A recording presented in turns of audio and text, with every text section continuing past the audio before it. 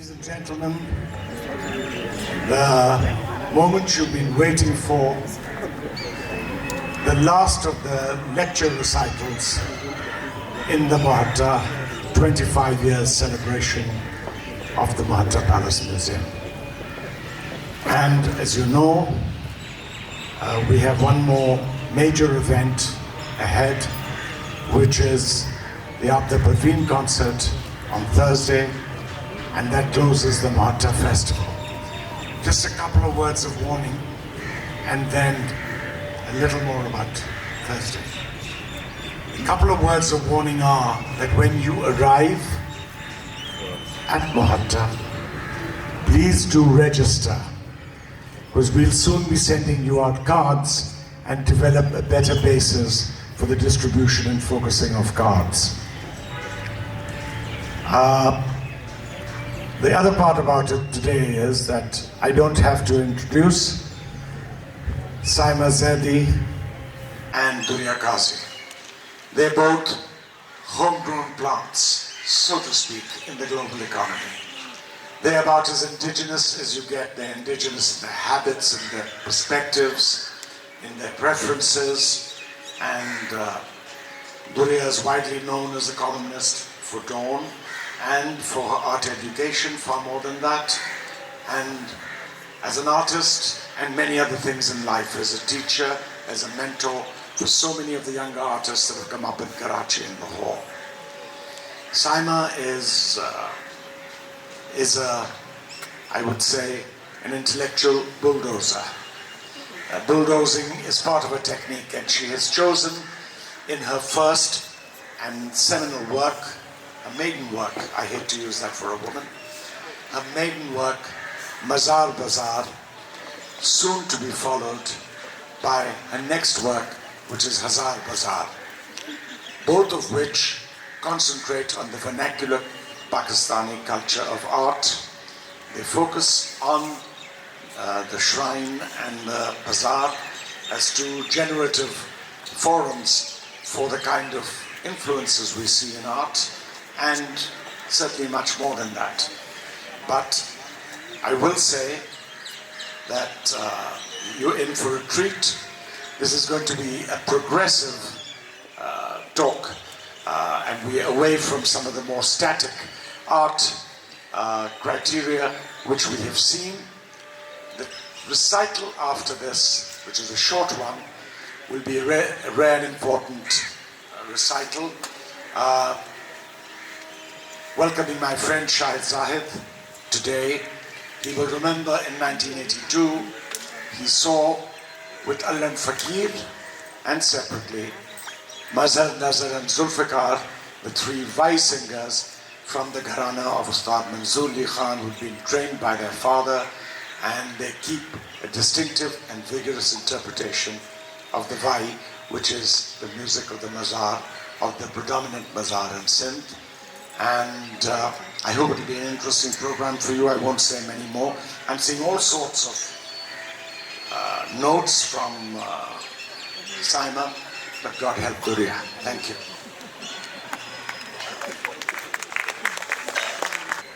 So I hope everyone can hear me, being much shorter than Hamudi. So I've known Saima for a long time, and because of that I decided that I should write an introduction and read it out. Otherwise, Saima and I are absolute opposite. Saima is extremely organized, and I'm extremely rambling, as you can see already. So just to introduce Saima a little bit. Can you hear me? Is that better? Yeah, okay. So the book has always been at center stage of Saima Zaidi's life, which is a rare thing these days, as so much is ephemeral and digital. Her graduating project at National College of Art, Lahore, was handmade paper. And her master's project at Pratt, New York, where she specialized in editorial design, was the book again, the book abridged and unabridged, which I'd love to know more about, but I hope she'll explain some of it. As a student, she also worked as a library assistant, so she kept her connection with books, and she was the coordinator of the Pratt lecture series. So I imagine on her return to Pakistan, like, you know, studying at NCA, living over here, then going abroad, looking at design through international eyes. You know, it must have been a very interesting stage to come back to Pakistan and see it again from a different perspective. And it reminded me of Eliot's lines, where he says, the end of all our exploring will be to arrive where we started and know the place for the first time. So I think it's like looking at things that you've grown up with, that you've ignored, you've not known, because, as he says, you've never looked for it, so you just accept it and it's a part of your life. But now you're seeing it again with new eyes and new cultural lenses. So when she came back, she started teaching history of graphic design at University of Karachi, Visual Studies Department, as well as at Indus Valley School of Art.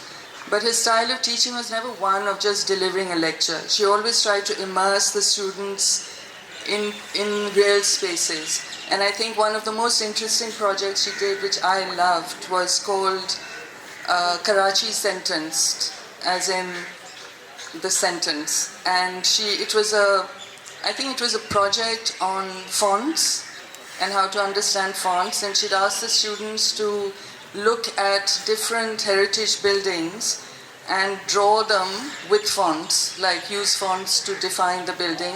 And what was very interesting is that the words of the text were based on the activities that happened there. So for example, in Empress Market, you know, the names of the masalas or the fish market, so I thought that was a very clever project, and she did that with both the students.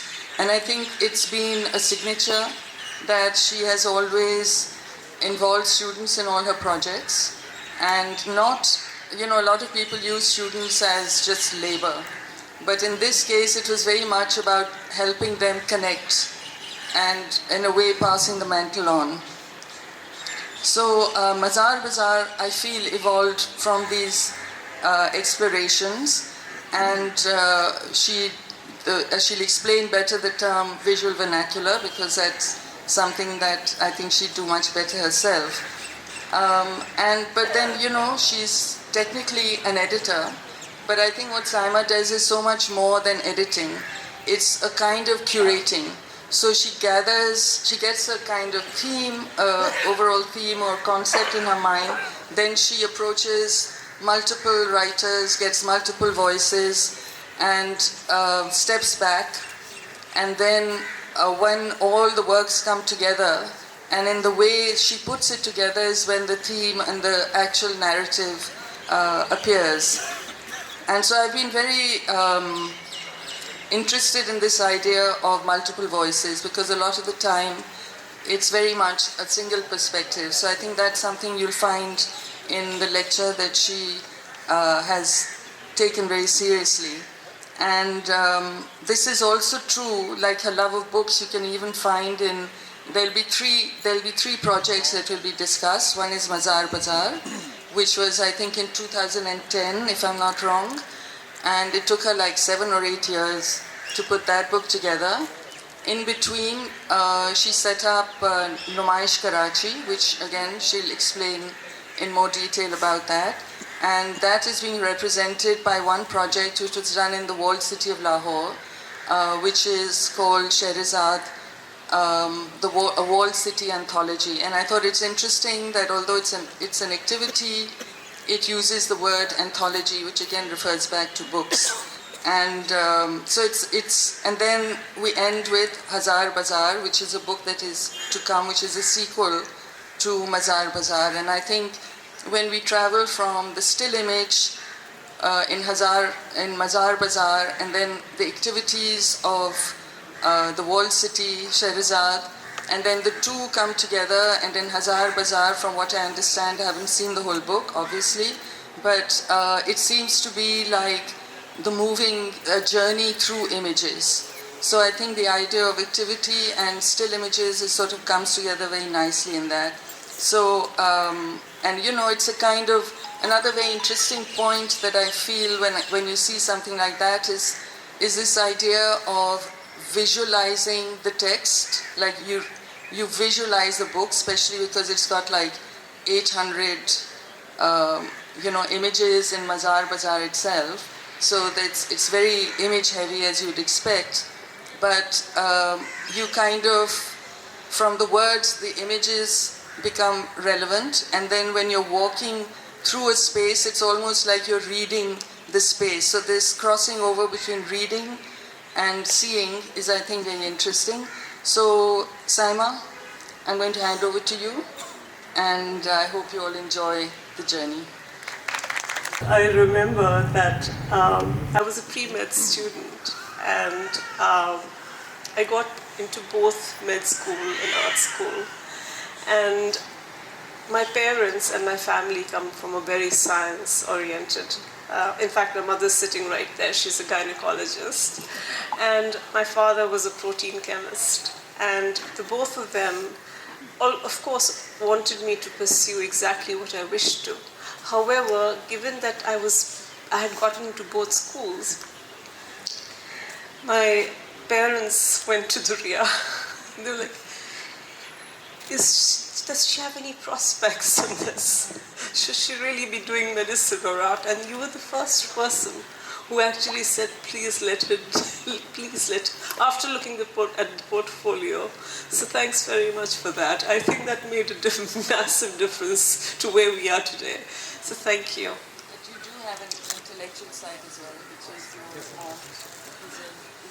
head of Literature, Urdu literature classic.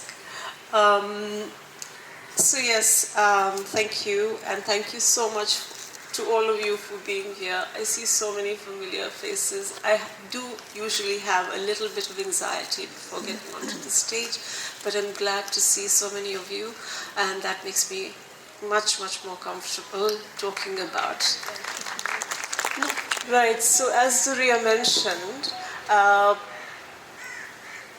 the first is an edited volume, Mazaar and Bazaar, Design and Visual Culture in Pakistan. And then the next project we go into is a curatorial project with our interdisciplinary collective called Namayish Karachi. And that took place in Lahore, in the old city, and the Andrun Sheher. And now, finally, we'll be looking at Mazaar and Bazaar, which is a forthcoming project, almost complete, but not quite. So, this is Mazaar and Bazaar, and it was published by the Oxford University Press, Karachi, in collaboration with the Prince Claus Fund Library in Amsterdam. It had 5 sections, Dekh Magar Pyar Se, which was on popular culture. And then we had Read, which is of course coming from the word Iqra. And it looked at the visual implications of text or typography. Be Pakistani, Buy Pakistani celebrated local consumer culture. Pakistan Zindabad, that was the construct of a national identity, and especially a new identity, and mostly state-generated visuals.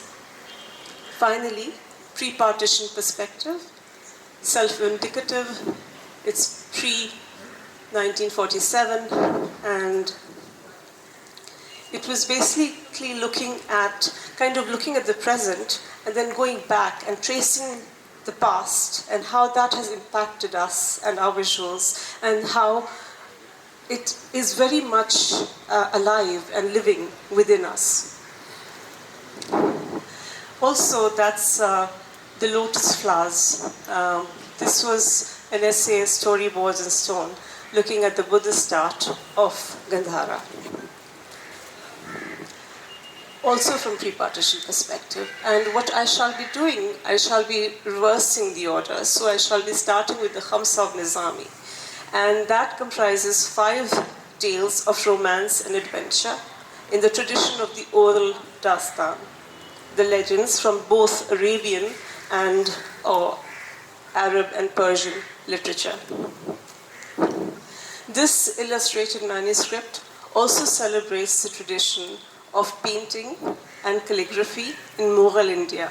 Also, when I got in touch with Jerry Losty at the British Library, and I was trying to search for something that was indigenous to the region that is now Pakistan, he identified Khamsa Nizami for me. And I believe that this is from the Emperor Akbar's Mughal atelier, the Qutub Khana in the Lahore fort. Now there's a whole story attached to the Iskandar and the Qibchak. This image relates the event when Iskandar, Alexander the Great's travels, led him to the desert of Qibchak in Turkey. Here, Alexander and his soldiers came across the unveiled beauties, who were described as bright as the sun and the moon and capable of seducing angels even. So the custom of this land did not dictate women to veil themselves. Now, Iskandar has an issue on his hands. He's concerned because his men are becoming restless when they're observing all this stunning beauty around them. And so he approaches the elders of the Qibchak, and he suggests that they request the women to veil their faces.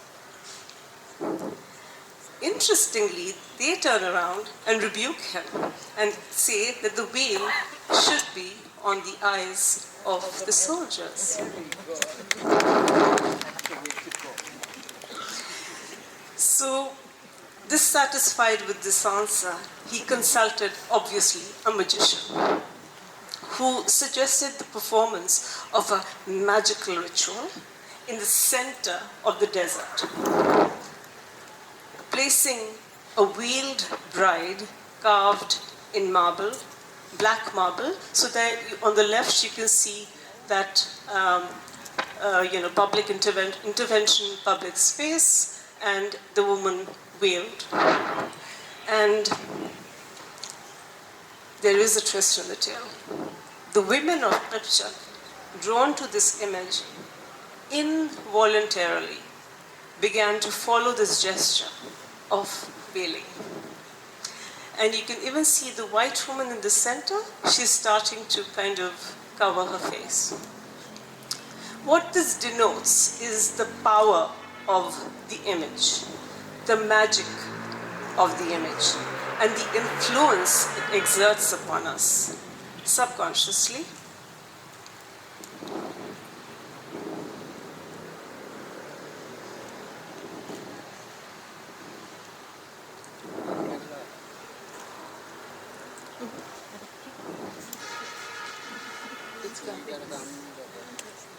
So this is about romance, and this is the Tibet talcum powder.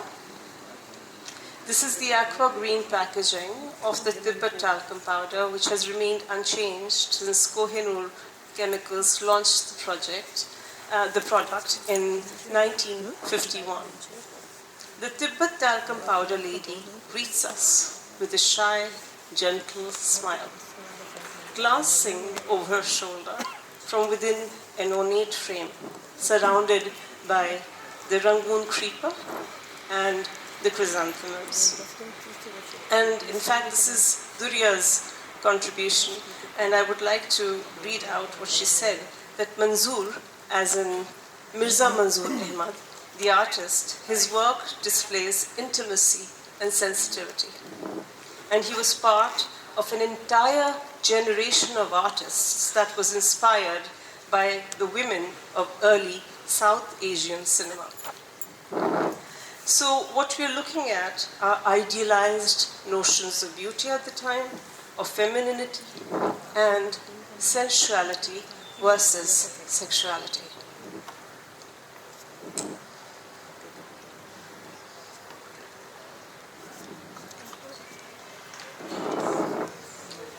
These are the portraits which were also made by Mirza Manzoor Ahmad, and they were during the period of 1950s to the 70s, and they were for the calendars.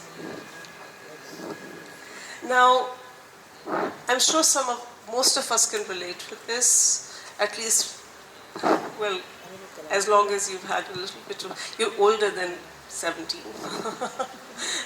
And most young girls in South Asia are advised to avert their eyes from the prying male gaze. These perceptions were not just limited to this region, by the way. For example, post-revolution Iranian cinema allowed women to appear on screen, provided they did not look directly into the camera. In traditional South Asian society, an unmarried woman was not encouraged to groom herself, to wear jewelry, or for that matter, apply cosmetics. Indicative of purity, innocence, which we can deduce from the portrait on the left.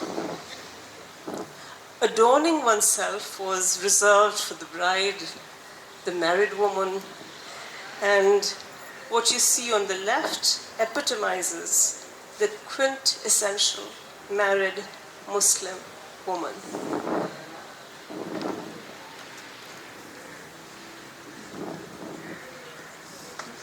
And of course, masculinity. So this is a poster for the wrestling tournament between Chhara Pehlwan. Pehlwan is, of course, wrestler. And Antonio Inoki. This took place in 1979. It was a draw between them. And in fact, I really like what Asim Akhtar says about it. Pehlwans serve as the object of the voyeuristic male gaze. The voyeur is male, with a fetish for a macho appeal. So the male protagonists that you're looking at bear traces of airbrush suppleness and cosmetic machismo on their person. And in stark contrast with the glorified masculinity of this sport, Inoki is wearing a gold, very decorative belt, whilst Chhara is holding on to a mace and bedecked with a necklace. And this, if you can remember, is reminiscent of the jewelry bedecked images we have seen of the Maharajas, the Nawabs, the Shahenshahs, emperors, who in fact even at times held a flower or rose. And just looking at the composition, symmetry. The center is decorated in floral arabesque with a similar pattern adorning the trunks of the wrestlers. The photographs of the main organizers are within these cartouches or frames, also ornate. So this leaves us with a question. What are the notions that the notions of masculinity were different from how we perceive them today?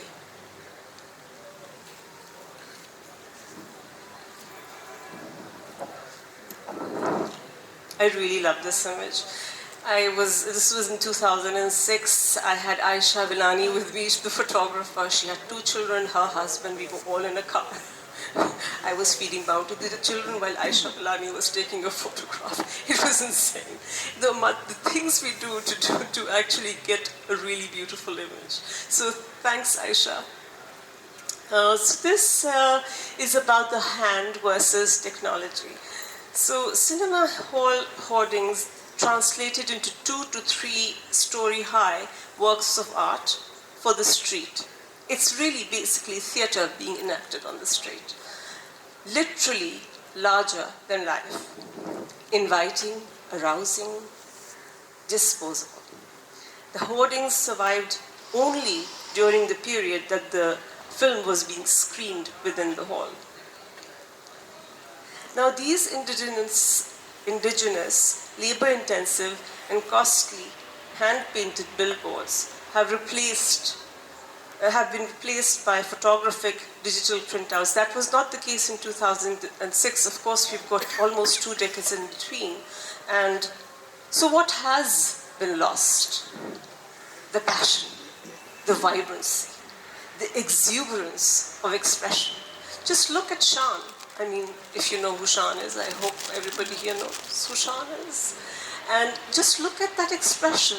in the one on the lower, the hand-painted one, and then this very placid, insipid, monochromatic one on the top. Of course, things have changed since then, and we have kind of caught up with technology, but nothing kind of quite beats that visual excitement that you see in the bottom. Of course, let's remember that Lakshmi Chowk is the hub of cinema in Lahore, and our industry is called Lollywood.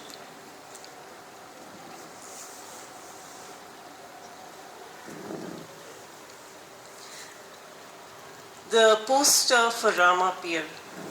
Here, the aesthetics or visual vernacular comprises symbolism, symmetry, the ornament again. The ornament will be a recurring theme, by the way, and color, and zero breathing space, which pretty much defines South Asian visual culture. I would also like to draw your attention to the cameos at the top, the 6 ones, and those were these different tales about the miracles which were attributed to Rama Pir. And this also goes back to the Jatakas, the tales about Gautama Buddha that were carved in schist and stone, and were on stupas or, for that matter, on rock carvings. And so here's this idea of visual storytelling, and visual literacy again comes into play. Also, Rama Pir is riding on a white horse, and that is also a motif that keeps coming back across cultures and religions, by the way. Iconography. So we're looking at the Buraq and the Zuljana, and the journey is an archetypal trope signifying discovery, knowledge of the physical, the psychological, and the spiritual. And the journey is to leave behind the familiar and the known, to get out of our comfort zones, to encounter, most importantly, difference. That's very important, to encounter difference. You have to understand the other to be able to understand yourself. And the image of the Buraq and the Zuljana basically encapsulates some key elements of this theme. The image of the Buraq, which is on the right, is directly linked to the travel journey motif, the Miraj, which is when the Prophet, peace be upon him, went from the Masjid al-Aqsa, which is on the right, and went to the heavens. And of course, totally over the top, in your face, a rainbow gola ganda of colors. And now, but the primary reason why these are placed mostly on public transport is because they serve as a protective talisman. And of course, displaying decorative artistry. Now to the Zuljana. Am I speaking too slow for you? Okay, great, thanks. So we're looking at the Zuljana on the left, which is the martyrdom of Imam Hussain in the Battle of Karbala, which is depicted in the image of the Zuljana. So you have the empty saddle, which signifies his martyrdom, and the arrows are piercing the body of the wounded white horse. The Feld Alam, the green standard, symbolizes the unwarranted defeat mourned annually in the month of Muharram. So very vivid iconography. And of course, you've got the crescent, you've got the Kaaba, you've got the Masjid al-Nabawi, you've got the Rosa on the left, and then the red roses, which are always very significant religiously in our religion of Islam. And you have Ya Allah, Ya Muhammad, and Ya Hussain. Oh yeah, thanks. The lotus. So that's a very interesting South Asian sort of intrusion, because the lotus and the white lilies come from our part of the world, and it's of course also linked to Buddhist art. I really find this image to be extremely powerful, and I was very excited when I found it. It was right across from the Mazaar, in the Kazi's Mazaar, and these currency notes, they were issued by the Reserve Bank of India. You can see Karachi underneath that, and then the note is overprinted with Government of Pakistan on the left in the white background, with, of course, Hukumat-e-Pakistan in Urdu, signifying the emerging of a nation visually. Tentatively, certainly. And this was, by the way, presented to the Qaid on the 1st of April 1948, so almost 6 months post-independence.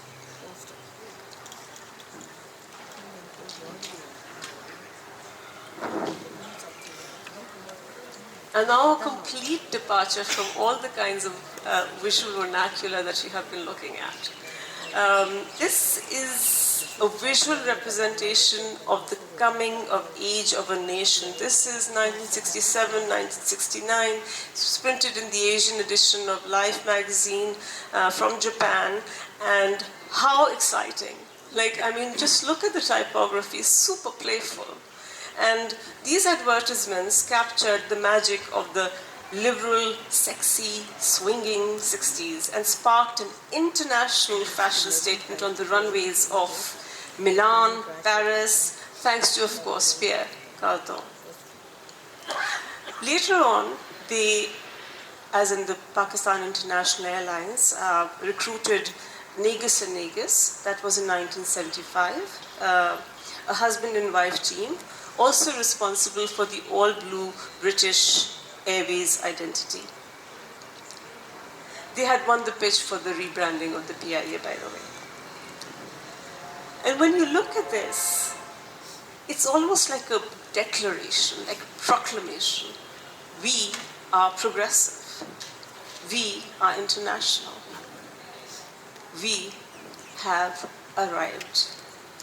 That was before PIA got to be known for Perhaps I Arrived.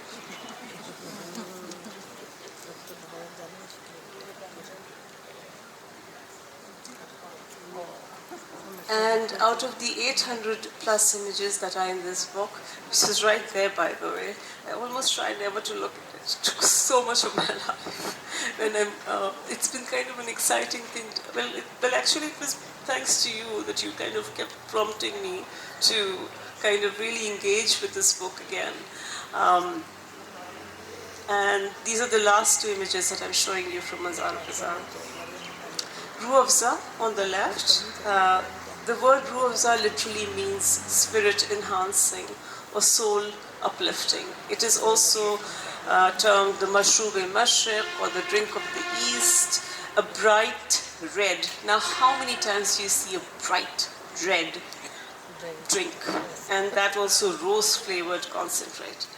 The original label, it's still being used by Ruh Afza. It was made in 1907 by Mirza Noor Ahmad. Small nugget of information. He was the father of Mirza Manzoor Ahmad, the man, the artist who did the portraits for Tibet talcum powder. The main subject is obvious. It's a still life of various fruits. And more than anything else, it evokes an old world charm. I really like this because one of the things when we were doing this research, and I can see some of my students here who were part of this yesterday, like, I can see you, I can see you, I can see you. And but most importantly, when we were doing this, what was important to us was to look at products or things that represented Pakistan which were under 100 rupees. Now, of course, I'm not quite sure whether Ruh Afza is still 100 rupees, but Pakola certainly is. And of course, Ruh Afza is an icon.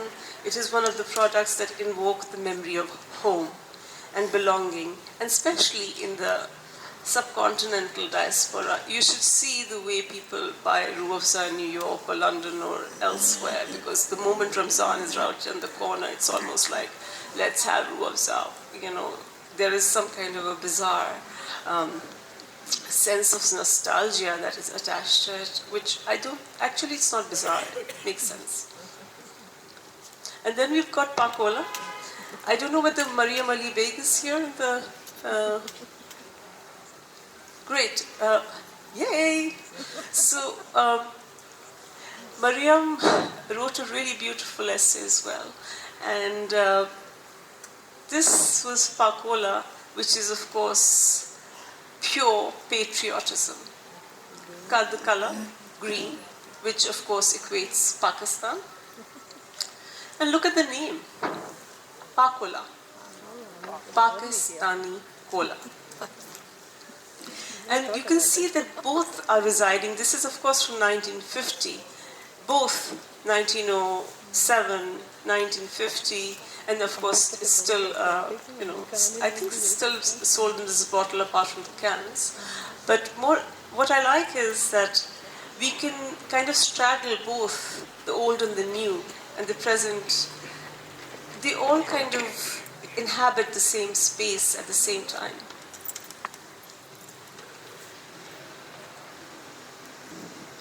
So what we learned through this whole exercise and through our research and through the essays that are written by the contributors, that is this basically: pluralistic, inclusive society based in the region now, Pakistan. Design and visual culture evolved from continuous exchange over centuries, in fact millennia, with diverse civilizations. And the celebration of diversity, I think we forget how important it is. It goes back to encountering difference. We are a heterogeneous society. We are not monolithic. Look, even if I look at the names, your surnames, each one of your surname indicates another time, another place, another. I mean, that's super exciting. And we should actually be truly celebrating this, as opposed to trying to come and try to force ourselves into a pigeon-holed sense of what Pakistani is. And so the celebration of diversity allowed for coexistence of contradictions, those contradictions being tradition, modernity, realism, fantasy, the spiritual, material, sacred, secular, Mazaar, Bazaar.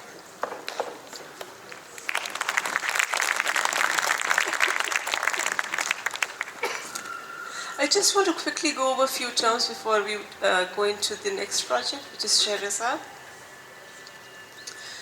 So, interdisciplinary, cross-disciplinary, multi-transdisciplinary, all of these terms are interchangeable, although they're slightly nuanced. But the most important thing is that they are covering more than one discipline. They are looking at the amalgam of one or more areas or branches of knowledge. The most radical one that I've ever come across is actually antidisciplinary. I loved it because I felt it was about working against the idea of working within a single discipline. And I think one of the reasons why I like it, because it gives you fresh perspectives. And it actually births or seeds innovation. Oh, and yes, in our conversation lately with Duriya, would you like to talk about Ganga Jamna, Duriya? Yes. We can talk about No, please. I don't have my mic. Is it on? We can hear you. So I was going to say that, we were in fact, Babar and I were just saying how we get trapped by all these terminologies and these very highly intellectual words, but actually this idea of interdisciplinary, cross-disciplinary has been living in our region for a long time, and it is known as Ganga Jamna, the Ganga Jamna Tehzeeb. Ganga being one river, Jamna being another, and it was used for different religions, different cultures, and very specifically also for embroidery, where you use silver thread and gold thread together. So I think this isn't something that has come to us post, but it's something that has been very acknowledged in our society for a long time. So that's the point. Thank you, Priya. I think that that's quite a really exciting terminology to do a more of an inquiry in. So from the page to the public realm. This is Sherazad, the Walled City Anthology. It was a curatorial project, as I said. It took place over a period of almost 1 year. It was in collaboration with the Walled City Lahore Authority and the Mad Lab, our partner in UK, and was supported by the British Council. And I love this project. I hope you do too. So who are we? We are an interdisciplinary collective which is committed to open public space for cultural production. So what that means is that we go into underutilized heritage spaces and we turn them into an open air library, a studio, theater, laboratory, workshop, out of the classroom experience. And the whole idea is to make them into inclusive urban retreats. We do not like walls, to be honest. The moment there is a wall, that creates a barrier that does not allow for people to engage. The moment, and this happened once with us, and it was quite distressing because people did not want to come. It was I'll just let you first complete the next paragraph, which is playing at the intersection of design, culture, science, and technology. That's very important to us, to include science and technology. And through interventions and experiences with no barrier to entry. And these, all of our projects to date have always been free. And that's very important to us. And when you have walls, you are excluding. And that's not, I think the idea is to include, to bring people in, to take ownership. That's very, very, very important. And especially with culture. Well, I don't know about other things, but at least culture.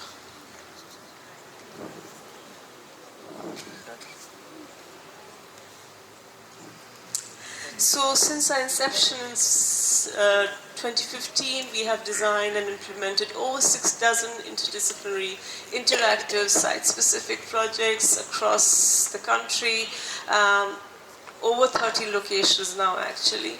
And we've collaborated with emerging and established creative practitioners and of course the usual suspects from the arts, but moreover from the sciences. And those could be electrical engineers, computer scientists, etc. And pivotal to us is to work with our students. And we will have a conversation about that later. We have had an outreach of over 2,000 to 50,000 people thus far, and we ensure that our projects, we do 2 dozen projects in one, say, one curatorial one.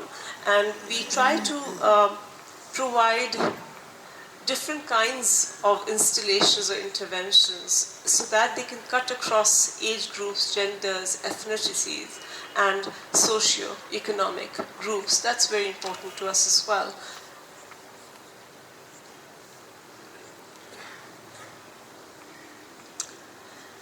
So this is the Delhi Gate. Of course, it's called the Delhi Gate because it, looks towards the Delhi Gate. This is the Sherazad project, and much like just a second. So this was an immersive curatorial project by us, which unfolded in the vibrant, over 1,000-year-old, lived Androon Sheher, the inner city, in the heart of Lahore, a city within a city. Now, I must confess that I love Lahore. I love Karachi, but I love Lahore too. And of course, that goes back to my undergraduate education. But I remember that we were Karachiites, but we were living in a 100 girls packed hostel.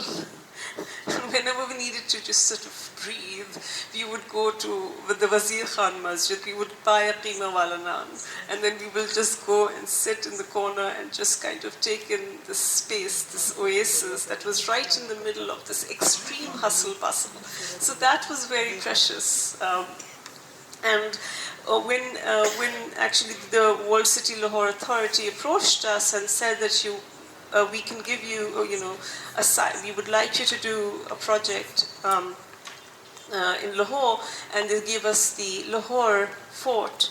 And I was like, no, we want to be in the center. We want to be in the bazaar. We want to be in the Mazaar. Like, that's where the excitement is, that's where the people is, that's where the heritage is very much in your face, and we are not. It's very much sort of the residents or the people who work there, they take it for granted. Of course, we take a lot of things for granted because we are so used to them. So the installations, they commenced at the Delhi Darwaza and unfolded along the royal trail to the fort. Visitors emerged at the Chowk Wazir Khan, the historic forecourt of the mosque, commissioned during the Emperor Shah Jahan's reign in the 17th century and was built by Wazir Khan. And the other works that unspooled in the radial arteries that were leading off to the Sabil Wali Gali, which is right towards the right the moment you enter from the Delhi Darwaza. Then you move on, there's Gali Surjan Singh, which has an offshoot of the Patli Gali, and then you move on towards the left, there's the Phulo Wali Gali, and then finally the Chowk Wazir Khan. This is 1001 Flowers. It was a floral installation by Naveen Sayyed, and of course the marigold and the roses. And it was almost like an invitation to the people that something is happening. You're invited. And it is for you. And I really like this story because I was having a word with a representative of the World City Lahore Authority the other day, just to come home, just to get an update. And she said, there's a resident of the World City, and he always looks at me, and he says, वो फानूस, वो कितना हसीन project था, वो आप कब वापस लेकर आ रहे हैं? So, I mean, those are really what we're really looking at is to create experiences for people.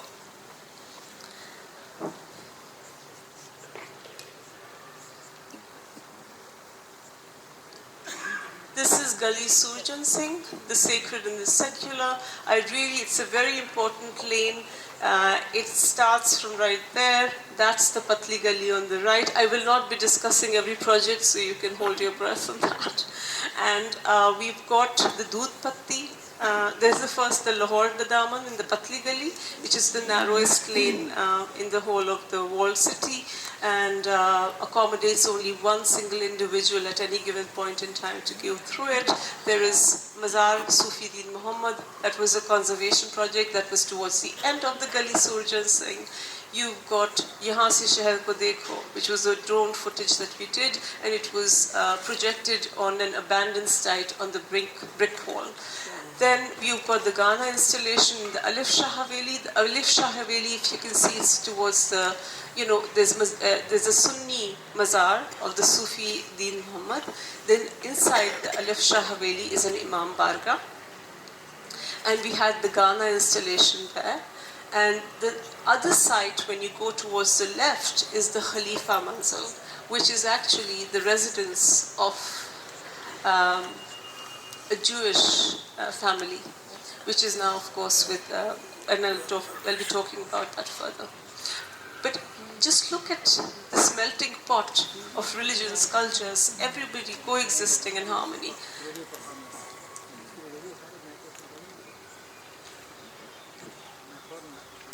This is Patli Gali.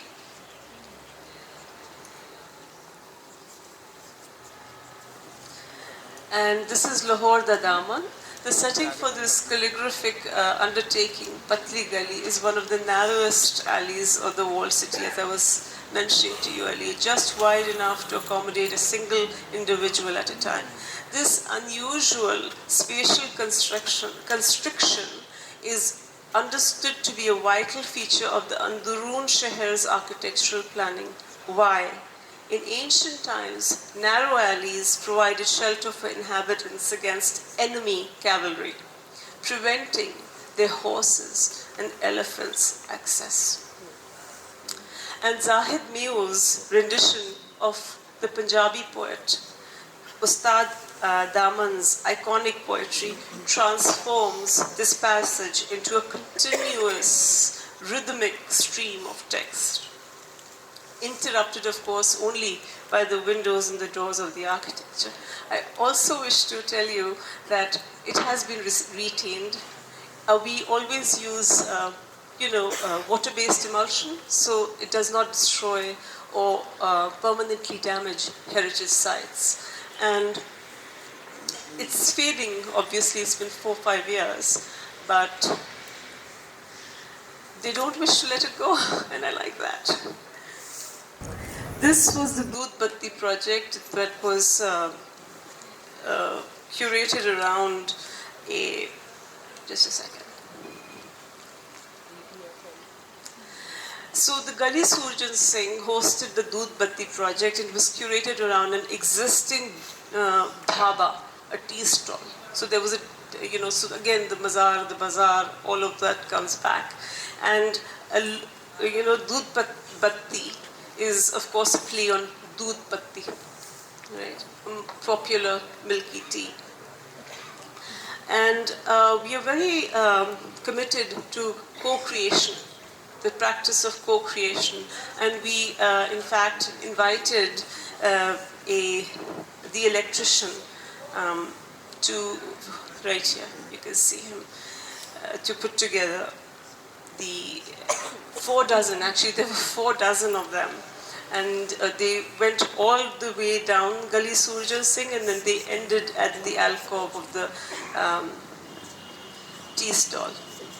So transforming a familiar space into one demanding exploration, even by its own residents.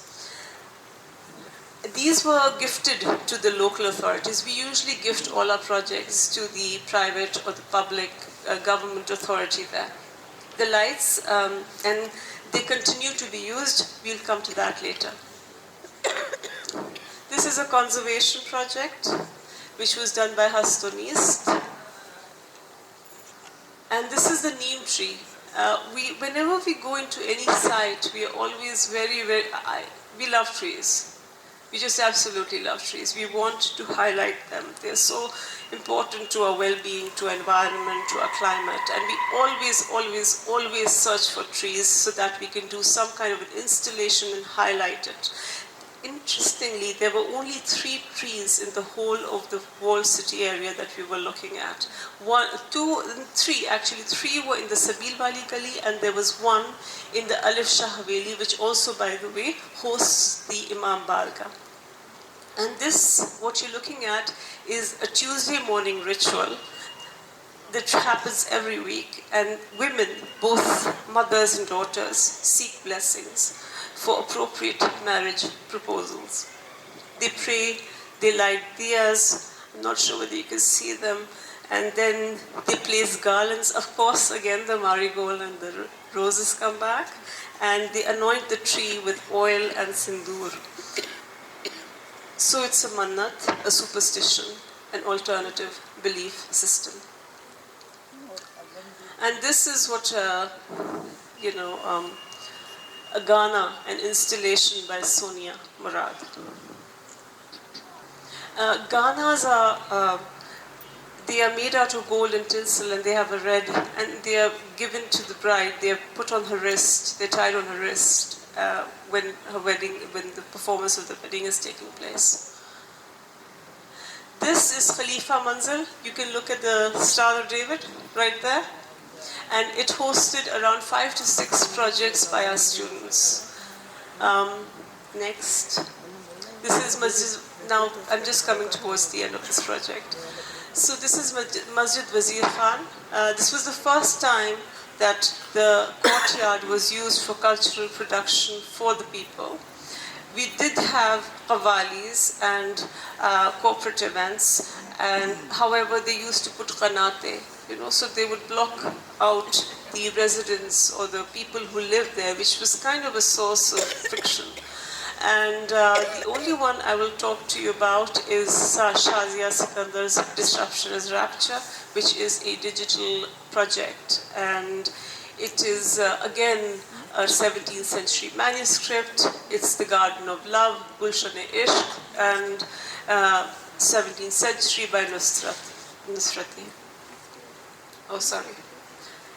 So we move on to Sabil Wali Gali. So now we're turning towards digital projects. This was with the Sabil Wali Gali right at the entrance. So of course, there's Sabil at the entrance. So hence it's called Sabil Wali Gali. Much like the Phulo Wali Gali. The Phulo Wali Gali has a flower shop right in front of it.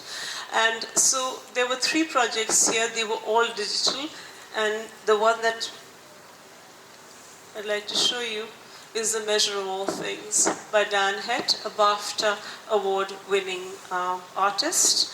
And he did this really exciting piece, and he was very much inspired, much like Naveen Sayyed in her floral installation, by all that, the frescoes and the ornamentation in the Wazir Khan Masjid, and he liked the idea of using Islamic sacred geometry. And he made hundreds and hundreds of them, and he projected them on the wall. You can see there's a window there, the jutting out of the balcony or part of the building, the architecture. And it would start with just the construction of a, just the line work, and then it would start getting filled up, and then it would dissolve, and then another image would come through. So, a final thought on this one. So design for participation is at the core of what we do. We intend to dissolve perceived barriers between disciplines, as we talked about, the Ganga Jamna, the strata of society, and the private and the public sectors. Gathering of strangers. We like it when people come together and they do not have any sort of interactions before they actually visited the space. And the idea is to encourage curiosity and elicit healthy exchanges amongst them. Community engagement. Hyperlocal. Hyperlocal is super important because you're using the resources of that place, right? And utilizing locally available materials, technologies, expertise. I can see Uriba here. You were part of that whole extensive research that we did, and we will be talking about that later. A lot, it's super intensive. We do primary research, we do interviews, we do all kinds of documentation, photographic, moving image, drone footage, mapping. And by the time we had finished the exhibition, everybody used to say hello to us from the Delhi Darwaza all the way down to when we got to the Wazir. I think we were all best of friends. I was like, अब वो कब हो रहा है? हम कब आएंगे? हम आएंगे क्या हम allowed हैं आने के लिए? There's so much excitement about this. The idea that, of course, we are participants. We are invited. It's not for somebody who does not, and we belong. That's super exciting. And then, of course, there are research through practice, so we afford opportunities for undergraduate students, and we make tailor-made courses based on that particular space that we are engaging with to, again, promote interdisciplinary study.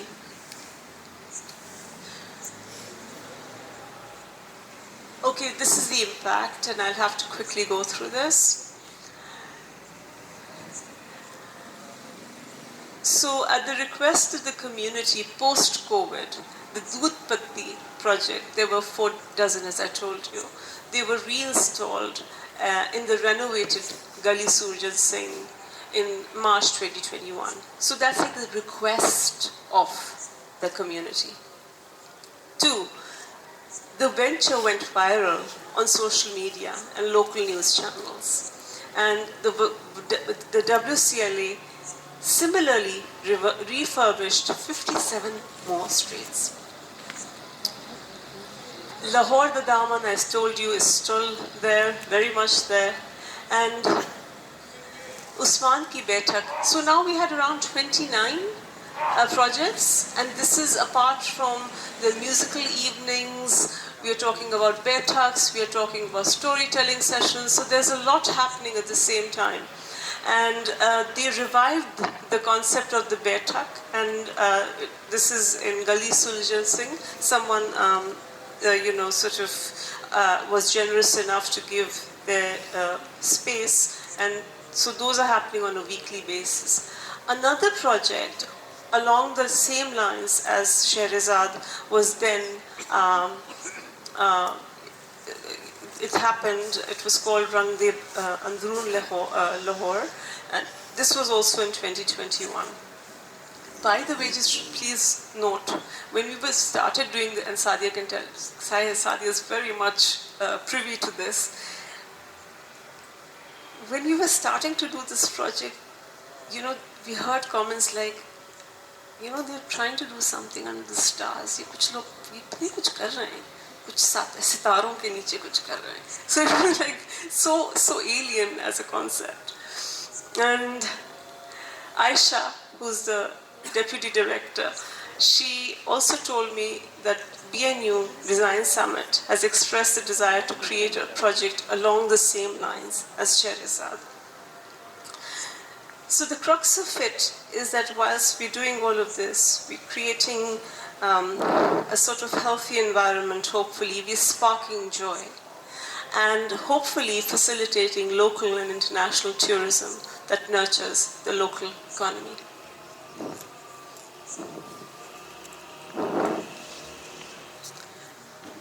And this, sorry, just a second. I skipped. You can just have a quick read. We did win an award. We have to flaunt that. But what I really love is what she said about it. Shamini Pereira, the jury.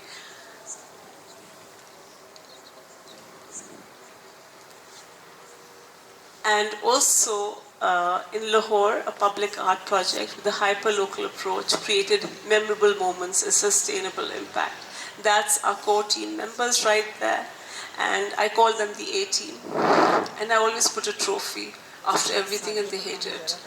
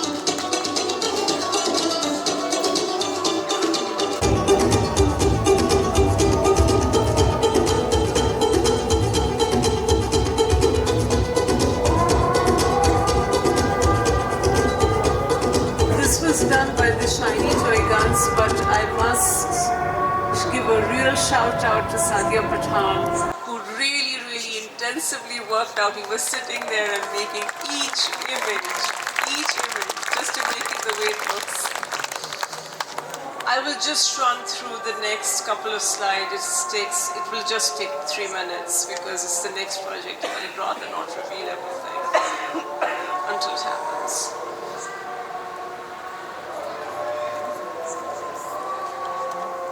This is also by Oxford University Press in collaboration with the Endowment Fund Trust, forthcoming this year. This is the idea of the bazaar, not as a physical space only, it's a fluid space. And it comprises 6 sections. Spaces of transition, transaction, nazar, the gaze, text and texture, the ambivalent archive. I don't know what the Behzad is here. That's from you, I stole that one from you, didn't I? And Mazaar, Darbar. This is Edward Lord Weeks, 19th century oil painter, visited the region, the subcontinent several times. His really famous paintings, but he also has a very empathetic eye. He's not British, by the way, he's American. And I would like to draw your attention again because we were talking about Wazir Khan Masjid, and then in the forecourt, in the chowk, you can see all this bazaar activity taking place.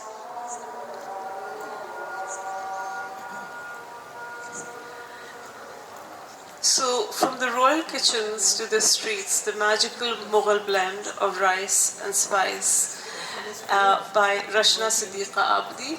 Right here, thank you. And this is a depiction of a sensorial feast. So we've got taste because she's talking about biryani and the evolution thereof. It's a visual treat because it's divided into 3 planes. You can see the outside and the inside. Not happy. She wants to eat the biryani. So this is outside, inside. You can see the food coming in from the outside and the lower plane, and then all the way going up to the feast that's happening there. Then you can think of the olfactory, because just look at the trees, the flowers, the fragrances that must be, emanating at that point, and the auditory. And if you look closely, so it's on the right, in the middle plane, the center plane, there's a flute, then there's a tambourine. There's, of course, the woman and the man dancing. There are the nagaras, the 200-year-old nagaras that we had from, and the shehnai that we had from Sevan Sharif for the Hamza Nama, for the art of the Hamza Nama. Then we have, and we also have the flute. Oh, sorry, the rubab.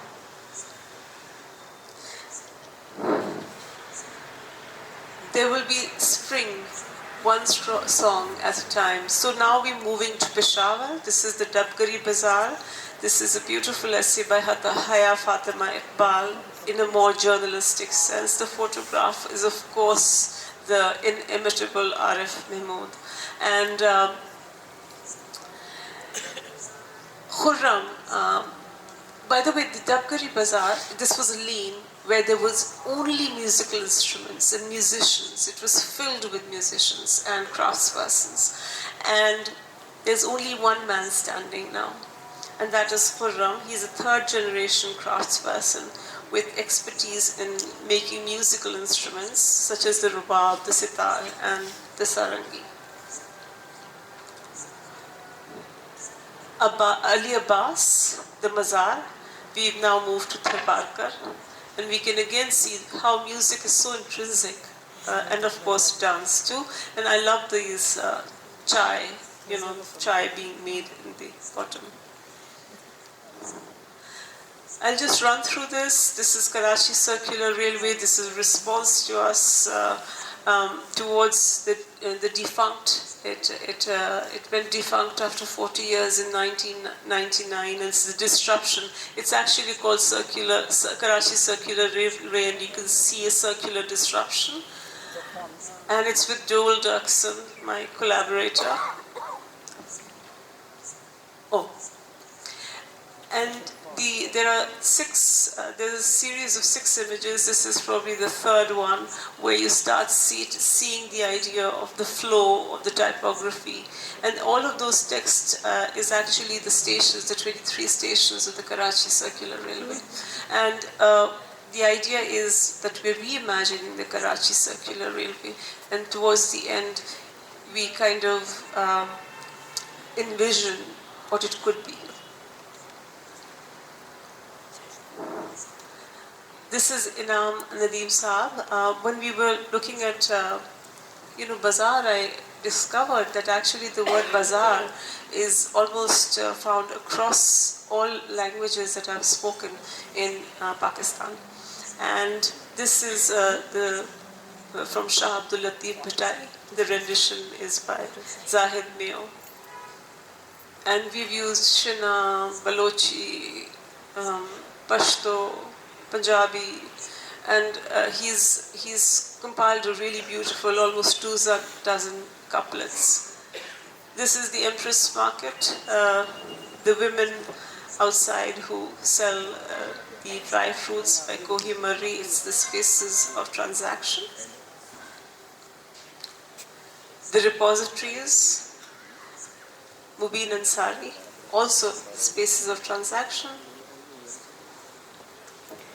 The final slide. The contributors. There are 45 contributors and there are over 30 essays.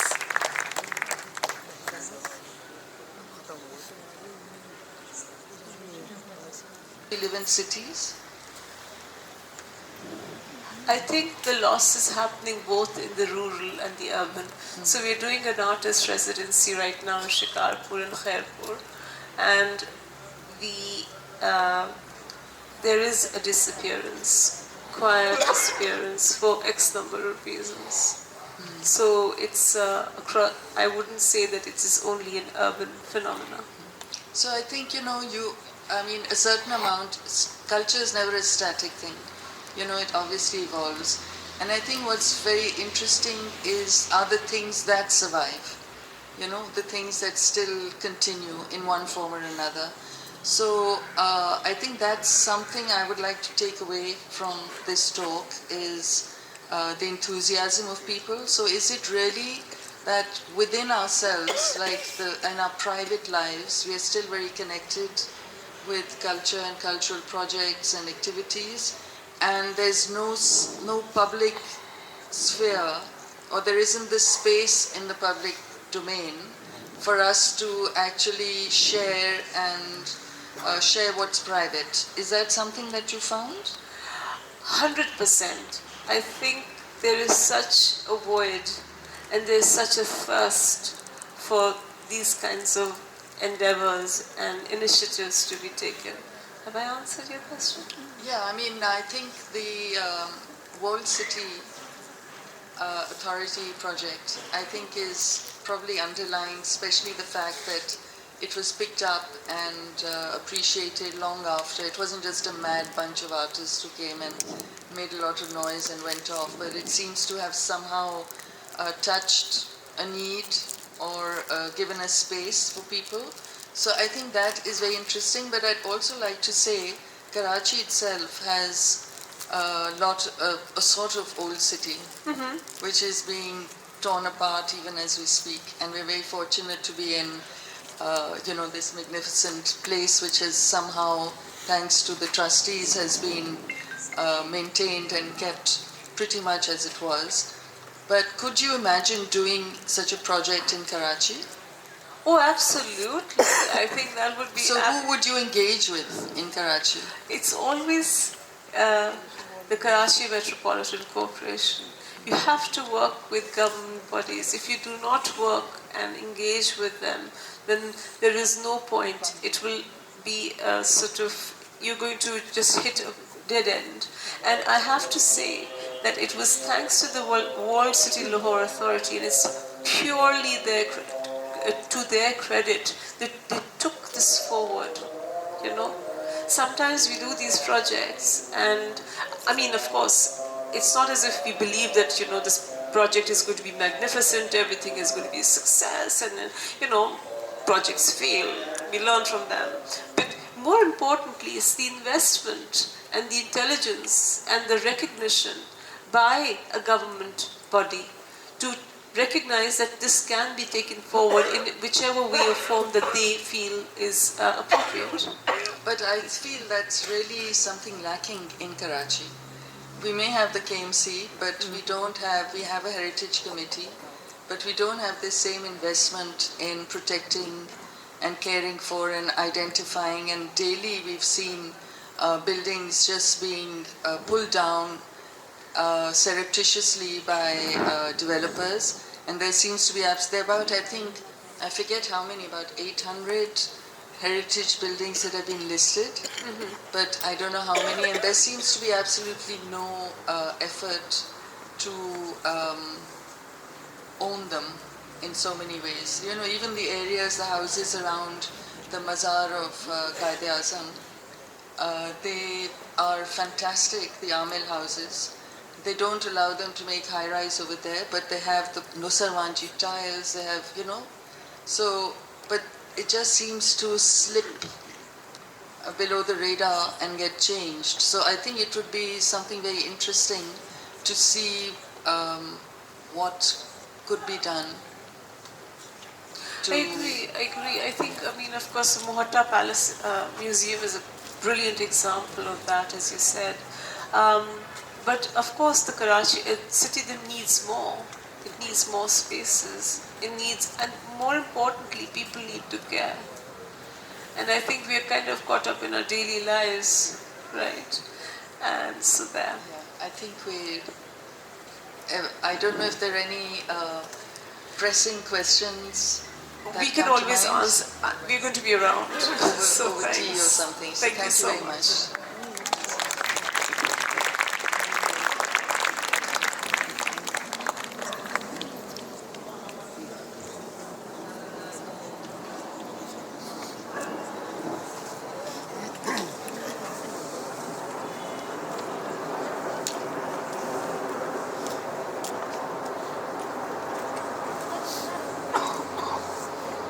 So that was the other side of the art scene.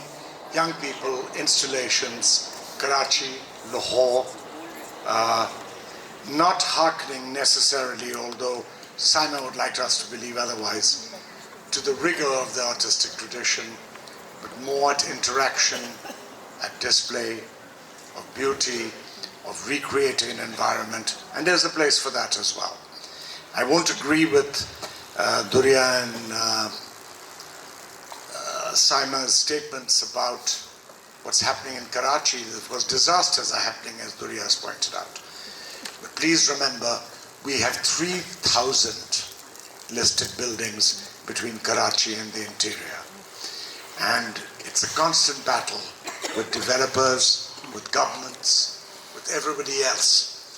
And one of the reasons we fail once Tariq Kaisar sits down is because the architects, the developers, increasingly less the architects, support this kind of endeavor, and so do big business, the mafias, and government.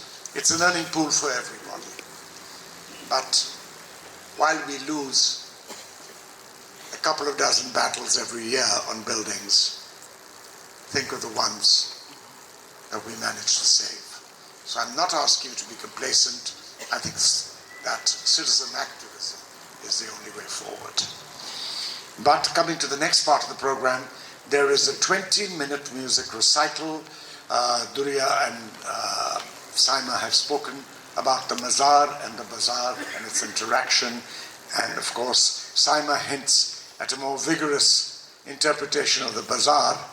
Perhaps some of the areas like Balochistan that she's looking at in Mazaar and Bazaar are less receptive to women entering their premises and performing a new vision of art. So when I first grew enchanted with the shrine,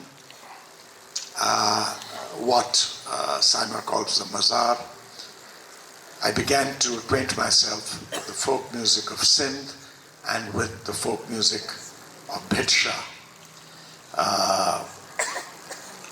Sitting in front of me is Farishte Aslam. She looks a little weary after having fever for 2 days, but she's back with us and it's wonderful. Farishta's husband Imran Aslam was one of the stalwarts who became an integral pillar of the Bhidsha scene. At Bhidsha, Tipu and I both discovered the work of Mazaar, Nazar and Zulfikar. They were a group of young singers being trained by their father. They were from the family of the famous Ustad Manzoor Ali Khan.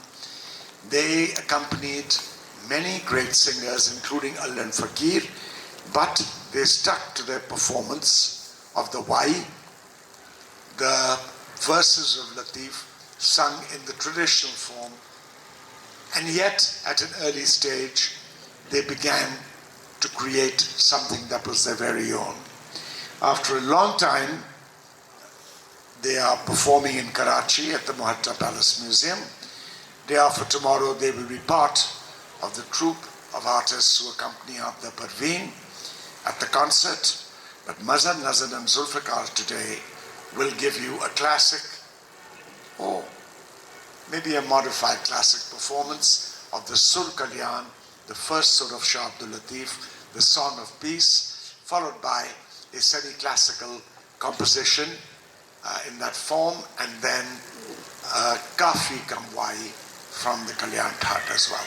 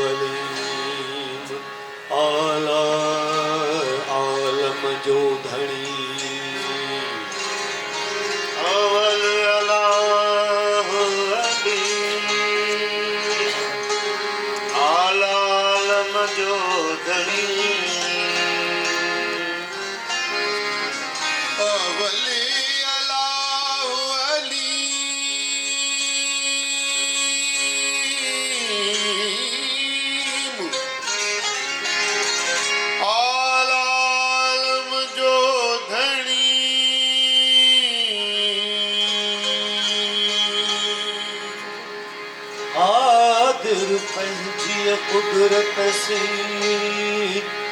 आए हुआ है कदीम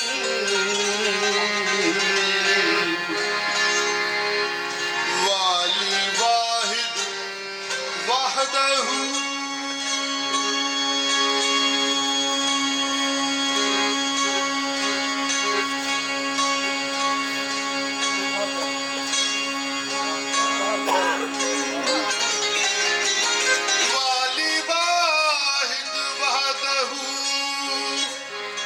राज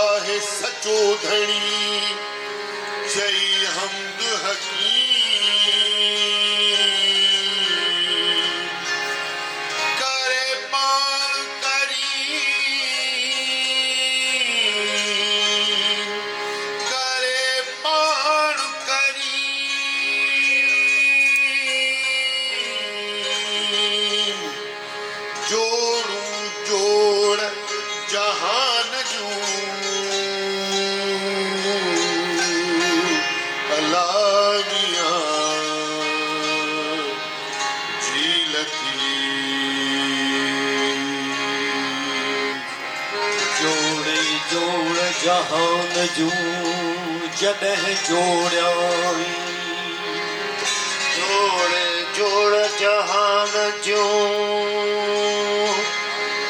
जॾहिं जोड़ियाई जोड़े जोड़ जहान जी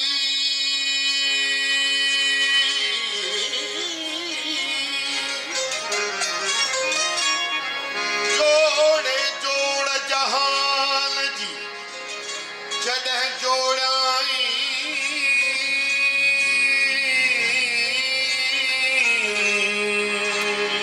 हारत ख़ास ख़ल्क़े मोहम्मद मुकाई हावंद ख़ास ख़ल्क़े मोहम्मद मुकाई कलमो तह करीमते चिट्टो चायाई अना मौला व अंत महबूबी ई उताई दिखी दिलाई दिखी दिलाई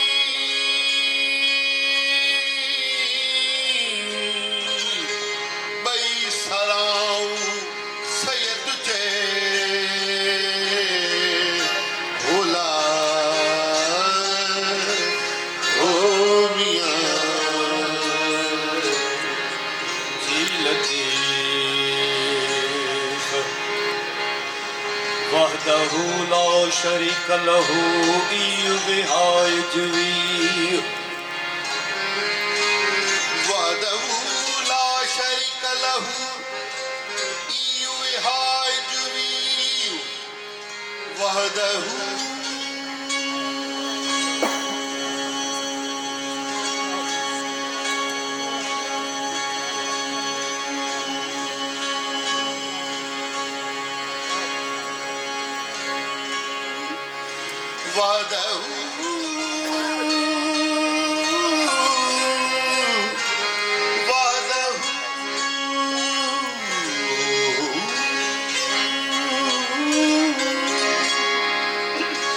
वहदहू ला शरीक लहू ई हाय जुवी खटी जे हाराइए हंध तुझो ही पाणा चवंदुई पीर भरे जाम जन्नत जो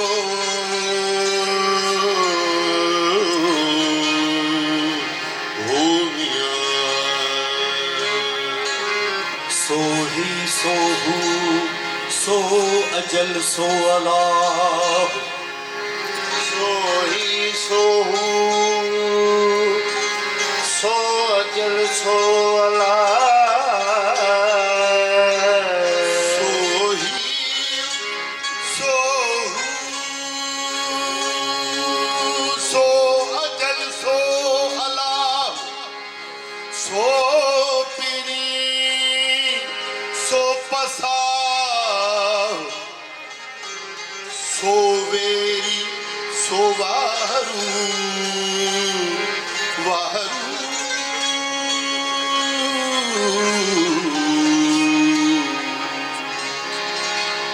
पड़ा दो सो सद वरवाई जो जे लही पड़ा दो सो सद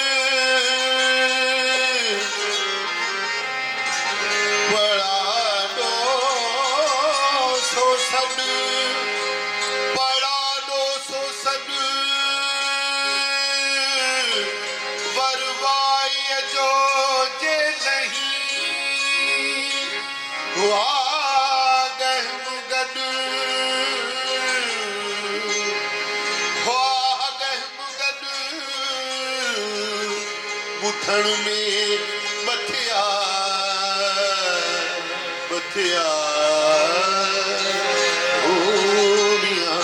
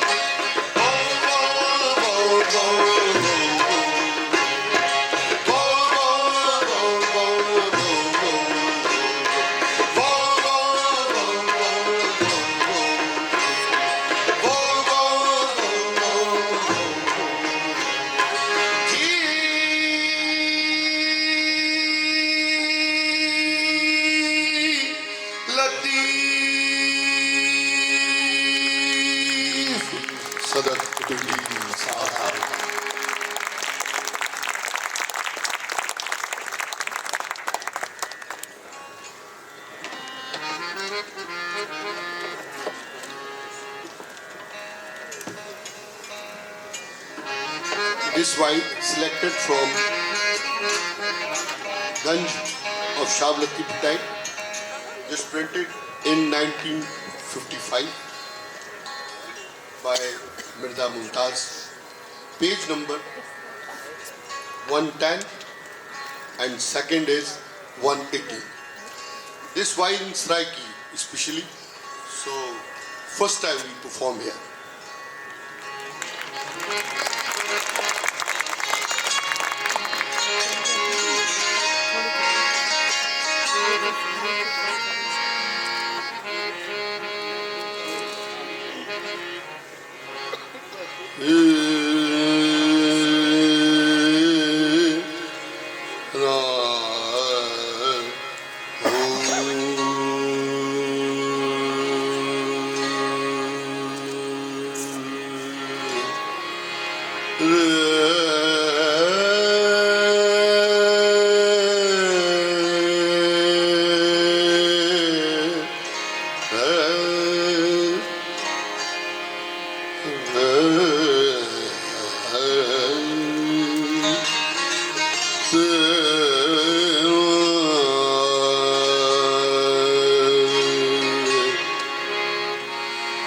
अजब नैन तेरे सरस नैन तेरे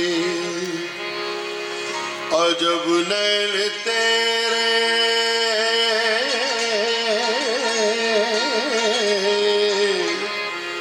सरस नैन तेरे जल विच कमल कमल विच मधुआ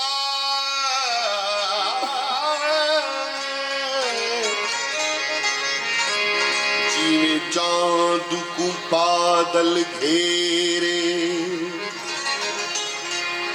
चुन पुन कलियां सेज बिछावा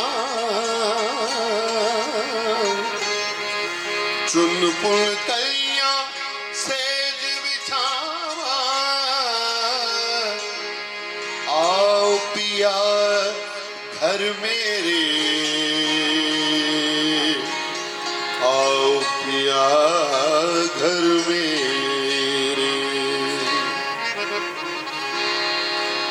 लगा मैनू लगा मैनू लगा इश्क रांझण दा लगा मैनू लगा लगा मैनू लगा लगा लगा मैनू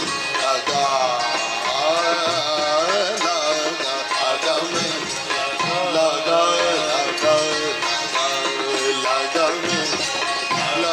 लगा मैनू लगा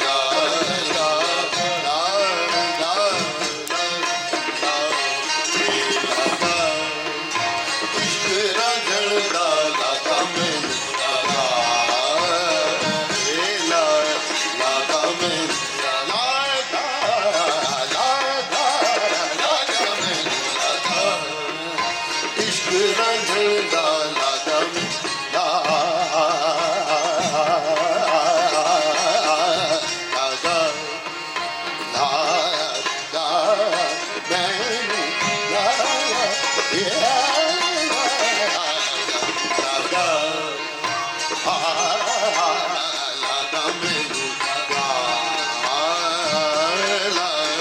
लगा मैनू लगा लगा लागा मैनू लागा हो लागा मैनू लागा लागा लगा लागा मैनू लागा लागा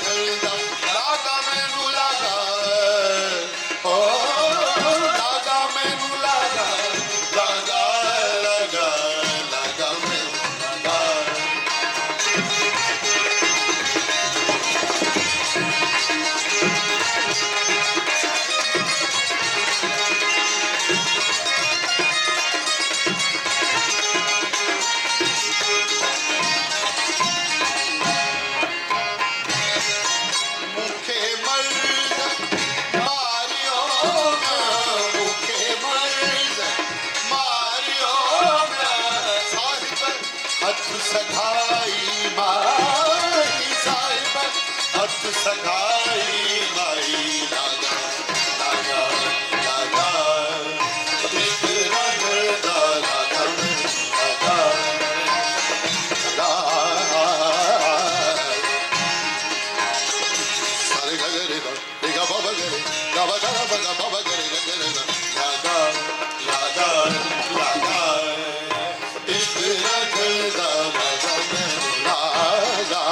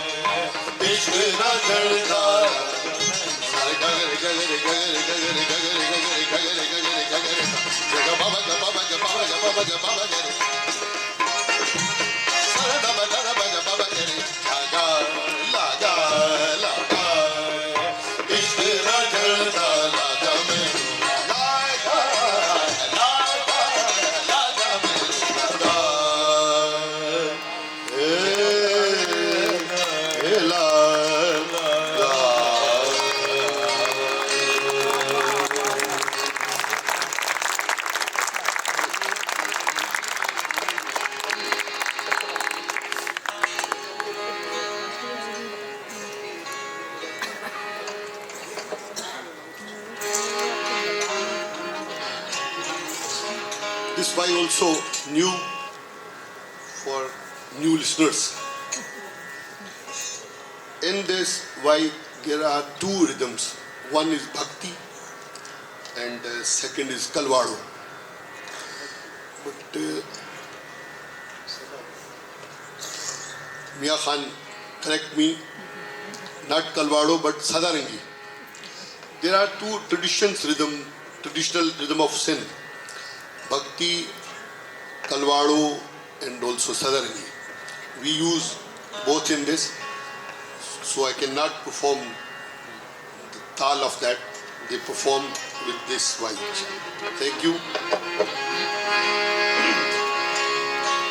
In this, especially we touch the kalyan, sur, yaman and kalyan with that.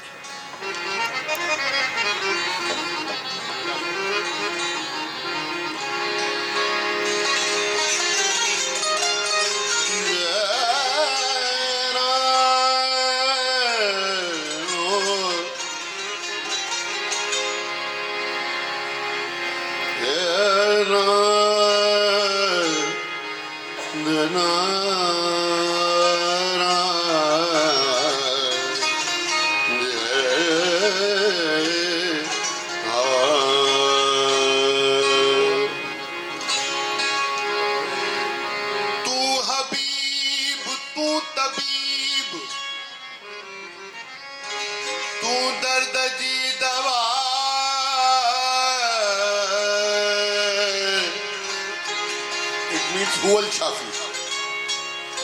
Tu Habib,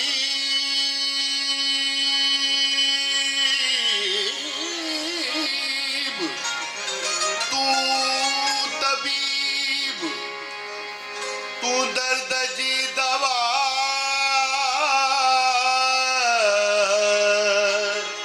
जान व मुझे जिय में आज़ार जा अनवार जान व मुझे जिय में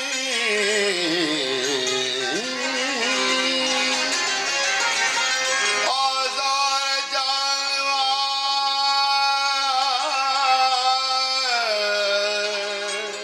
साहिब दे शिफा साहिब दे शिफा साहिब दे शिफा मियां मरीजन थे ओ लाड़े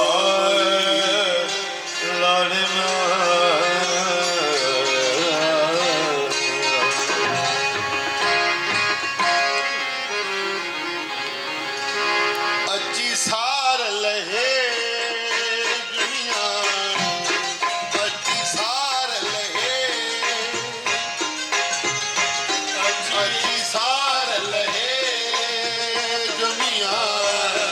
अच्छी सार लहे